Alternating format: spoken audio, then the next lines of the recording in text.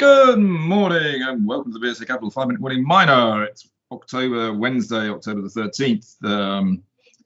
Morning, Paul. How are you? I'm well, thank you. I'm well. Busy. We're always busy, but sometimes one can be busy fools and sometimes can be busy making a lot of money. We need to be the latter, which we have been actually up to now. And of course, we're really busy getting ready now for our conference in Beijing. 21 companies presenting, so we're almost double the size we were last year, doing it in conjunction obviously with mining in Dubba. Anybody can register, anybody can listen in for free. It's got some really good companies presenting. So we'll maybe talk about that a bit next week, Paul, although I won't be doing the 5-minute mining because I'm going to be busy with the conference itself. We can talk about maybe some of your favorites that are presenting. All right. Anyway, let's move on. Actually, probably the big news today was a big fundraise for Adriatic Metals, wasn't there? It was a big fundraise here. Adriatic Metals, being the London quoted Balkans explorer, raised total proceeds $102 million US pursuant to the equity fundraise. 50 million of that in conditional equity subscription by Orion, and another 52 million of it in the placing at £1.51 sterling.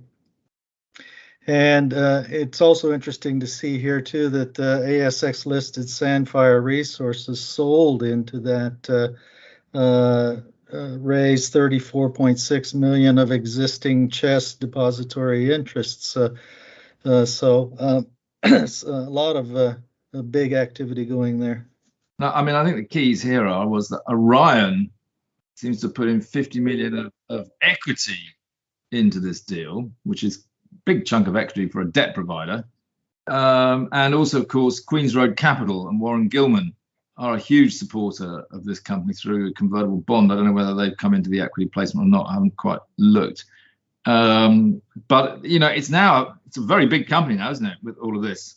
Yes, that's right. Coming quite sizable. Obviously, a lot of view that the company has great production potential to become a sizable company here. Yeah, I have a funny feeling that probably it's one of those companies that's almost now too big for as an investment for an equity fund, and it's just basically almost looking for someone to take it out and merge it into a bigger miner, isn't it? Which will give you a good return. I mean, that's how you get your upside. Yeah, but I think before we saw that happen, I think the shareholders would like to see it that it actually delivers to its promise of being a sustainable production company to make that happen, and that they aren't quite there yet. Well, Sandfire Resources wouldn't have sold out if they thought they were. So it's an interesting one, but a lot of money. We thought we did a big deal with Tungsten West, but that's an even bigger deal. Yep. Talking of deals, though, I also see my friends at TechMet have been supporting a very interesting placing in Rainbow Rare Earths because it was actually done at a premium. Yes, that came in with a conditional issue of 42.9 million shares at a price of 15p per share, and that's a slightly more than 3% premium on the closing price on the 11th of October. So that ended up with a sterling raise of just under 6.5 million sterling. That money to be going toward their general working capital purposes, not only on their East African rare earth activity, but their promising gypsum tails activity in South Africa as well. Yeah, I mean, TechMet it has a fund which has money from the US Defense Department effectively. And so it's all about supply of critical and battery metals. So that is obviously the game being played there. It's a very interesting group, actually. Anyway, now also just looking through, we had a Q3 production from Caledonian Mining, didn't we?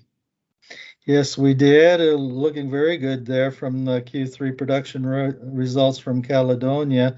That's the a dual-listed producer in Zimbabwe of gold from the underground Blanket mine. And with those results, they have chosen to maintain their guidance for 2022 of 80,000 ounces, but they are confirming that they'll make the top end of guidance for this year as well. So right on schedule from what they had planned a couple of years ago when they first uh, uh, put the plans together and then otherwise put the capital together to put the new central shaft in on Blanket to reach deeper zones clear across the strike length of the mineralization in order to increase the production rates. And they delivered according to plan here. You just can't complain. No, it has been one of those companies that has for some time now. It's very interesting that all the trade is done in America as well, basically with their OTC quote. I thought we were going to lose you halfway through that, Paul. Hang on in there. Now, also a couple of our corporate clients on the TSX worth mentioning: Prime Mining and I always pronounce this wrong, but Guanajuato Silver. You make it too hard to pronounce. It's Guanajuato. Guanajuato, that's it. Yeah. Thank you very much. Right, just comment on what those two companies have said, Paul.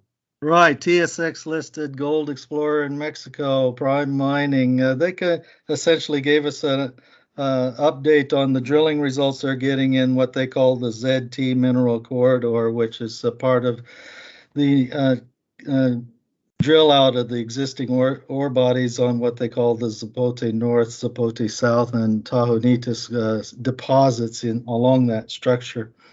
Bottom line is that it's 1.2 kilometers long. It's still open-ended, both on depth and on strike.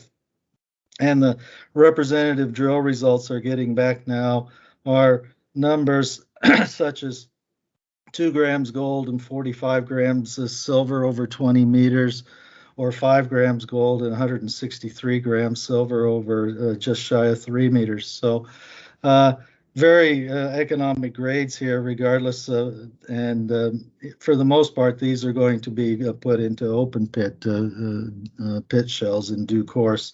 But looking very promising there. We like Prime Mining a lot. It's been a fantastic performer and still plenty of upside to come.